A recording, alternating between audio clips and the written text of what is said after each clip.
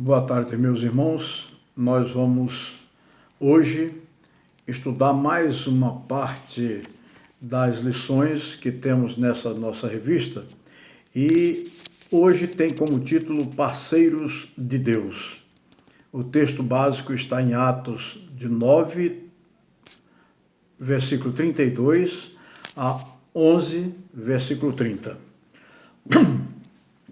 O comentarista da lição nos chama a atenção à missão confiada à igreja e que a igreja deve realizar mediante as ações determinadas pelo próprio Deus, através do Espírito Santo, conforme Mateus 28, 20. Deus nos convida a sermos parceiros dele. Quando ele chama, capacita o chamado. A obra é dele e quem realiza é ele. Ele nos usa como instrumentos, ou seja, ferramentas nas suas mãos. Nós não temos condições de fazer a obra que é dele, porque não temos capacidade para tanto. Ele nos usa e faz estabelecer o seu próprio, o seu propósito, e quem nos instrui é o Espírito Santo. Vamos entender algo muito importante. Jesus cumpriu o que estava determinado pelo Pai. Ele veio ao mundo para pagar o preço da nossa redenção. Após a sua ascensão, quem atua agora é o Espírito Santo, quem nos convence do pecado, da justiça e do juízo. É ele, o Espírito Santo, que nos impele a realizar, a sermos parceiros de Deus. Deus é quem faz a obra, repito. Ele nos convida a participarmos com ele do resgate do homem. E nós agora vamos analisar aquelas letrinhas da nossa revista nos pontos separadamente. Deus estava agindo intensamente para que o evangelho alcançasse outros povos. Na letra A, Deus estava na casa de Enéas, ou seja, Deus atuou na casa de Enéas. A cura de um paralítico que sofria há 8 anos. Esta cura foi imediata, em nome de Jesus. Não foi Pedro que realizou. Ele foi instrumento de Deus para estar na casa de Enéas, naquele momento em que Enéas precisava, e ali, em nome de Jesus, ele resolveu o problema daquele homem. E o problema foi um milagre. Na letra B, Deus na casa de Tabita. Uma mulher generosa adoeceu e morreu. Ali chegando Pedro, não perdeu tempo, realizou outro milagre em nome de Jesus. Não foi pela sua própria força, nem pela sua própria palavra. A ressurreição de Dorcas, ou Tabita, atraiu a atenção de muitos que creram no Senhor. O evangelho, então, avançou. Na letra C, Deus na casa de Simão. Ora, meus irmãos, ali havia um grande problema para Pedro. Como é que um judeu ia estar no lugar onde tivesse pedaço de algum morto, de algum defunto, seja lá quem fosse, animal ou gente? E justamente Simão era um curtidor de couro para diversas finalidades, sapato e correias e outras coisas mais. Justamente ali na casa de Simão, o curtidor, é que ele teve que se hospedar. E ele então, como judeu, ele sentiu o peso dele ali, mas ele pediu a Deus que o esclarecesse para saber o que deveria fazer. E o que ele deveria fazer era a vontade de Deus. Nós, às vezes, achamos que alguém, por viver uma vida diferente da nossa, alguém que bebe, fuma, usa droga ou faz qualquer outra coisa que é diferente da nossa maneira de viver ou de que a gente aprendeu ou da nossa cultura, mas acontece que para Deus não tem esse problema de cultura, nem tampouco de regras de determinadas pessoas, de determinada família. Deus, ele quer esta pessoa diferente de nós para ele. Para isso ele mandou o seu filho vir aqui ao mundo para resgatar a vida de quem estava necessitado. Deus não nos enviou para os da casa, mas para aqueles que estão perdidos.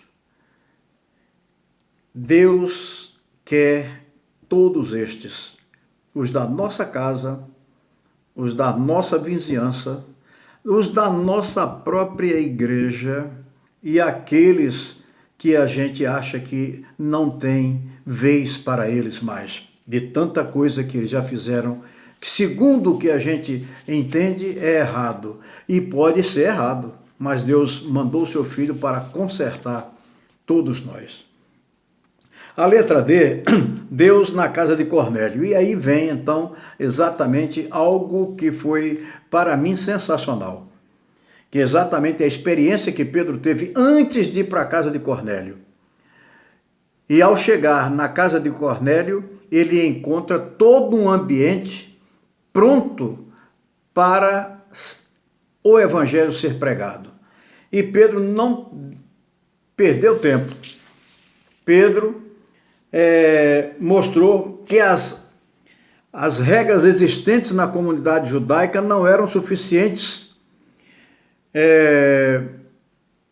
para salvar vidas. Deus assim mostrou para Pedro. Cornélio era um dos tais que Deus queria que fosse alcançado pelo evangelho. Ali Deus mostrou a Pedro que Deus é quem determina, inclusive o dom do Espírito Santo desceu sobre eles, como no Pentecostes. Não foi um segundo milagre de Pentecostes, porque milagre não se repete, mas foi para autenticar diante de Pedro e dos seus colegas judeus que foram com eles, e também para testificar diante da igreja de Jerusalém. Vejamos por quê. A igreja de Jerusalém chamou Pedro para conversar e explicar como é que ele estava pregando o evangelho de salvação para gentios. Os demais apóstolos não presenciaram o fato e questionaram a Pedro, uma vez que ainda mantinham o preconceito para com os gentios. Levaram em conta as barreiras culturais ainda presentes no seu modo de vida e é aquilo que muitas das vezes a gente cultiva ainda. A forma como a gente vive é a forma correta e fazemos tanta coisa certinha, mas esquecemos de alcançar aquele que está perdido. E é para esse que Jesus veio, para resolver a vida deles, não somente aqui, mas na eternidade, assim como a nossa. O Espírito Santo trabalhou de tal forma que os crentes de Jerusalém finalmente entenderam que Deus havia concedido também aos gentios o arrependimento para a vida. Deus trabalhou para que tais fatos revolucionários contribuíssem para o avanço da igreja. E logo depois, na letra F, nós vemos então Deus em Antioquia. Através de Pedro, Deus trabalhou a visão da igreja em Jerusalém em relação aos gentios. Isso é uma coisa que nós já aprendemos com essas duas partes que nós já falamos aí. Para que o evangelho alcançasse os confins da terra, era necessário quebrar alguns preconceitos. A igreja em Antioquia também estava sendo trabalhada pelo próprio Deus. Esta igreja era fruto da pregação dos irmãos que saíram de Jerusalém por causa da perseguição após a morte de Estevão. Antioquia, igreja multiplicadora através da sua visão missionária. Irmãos, nós somos frutos da ação daquela igreja. A partir dela, o evangelho se espalhou pelo mundo, chegando até nós. Ali, os do caminho, como eram chamados cristãos, por viverem parecidos com Cristo, eles foram chamados de cristão. Na letra G, Deus mobilizando a igreja. E esse é um ponto para nós pararmos para pensar. Antioquia, o berço da ação missionária, o Espírito Santo usou um profeta de nome Ágabo para que aquela igreja se mobilizasse para dentro de suas posses ajudar aos irmãos da Judéia.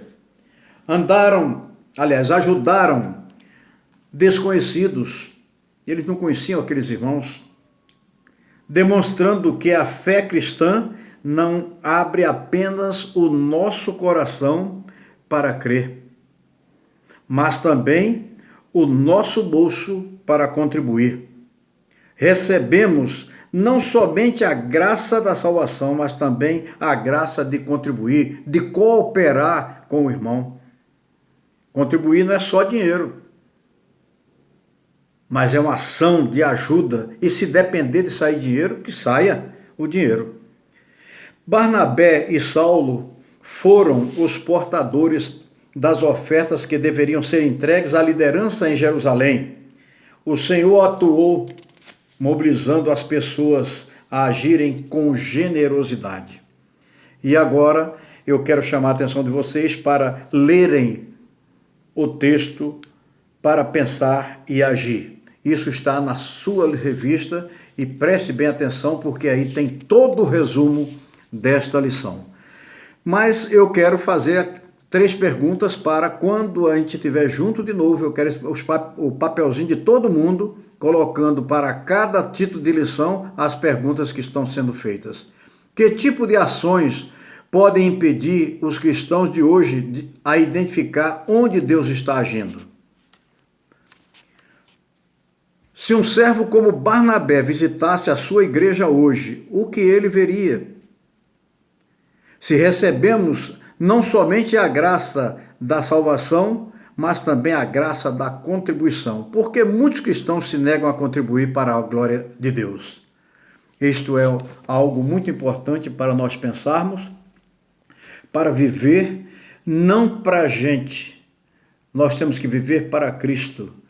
E nós não estamos aqui para gozar mordomias, como é entendido no povo aí, de que é algo que você passa a desfrutar de uma casa boa, de um carro bom, de uma situação financeira boa. Não, cristão, não, Jesus não nos fez e não pediu para que nós ficássemos aqui, mas simplesmente para levarmos o evangelho da salvação para todos aqueles que estão perdidos. Nós vamos agora orar, e eu quero que você ore por aquela lista que consta no nosso WhatsApp, e cada um vai lembrar de orar por todos os seus indicados ali. E agora fechamos os olhos e falemos com Deus. Senhor Deus, nosso bendito Pai, nós te agradecemos por mais um dia, por mais um momento de estarmos na tua presença. E te pedimos, ó Pai, que tu sejas com cada um pedido feito no nosso grupo. Tu atendas, ó Pai, segundo as necessidades de cada um, mas em primeiro lugar, segundo a tua vontade. Perdoa os nossos pecados, livra-nos de todo mal. Isso nós te pedimos e já te agradecemos em nome e pelo amor de Jesus. Amém. Até a próxima sexta-feira.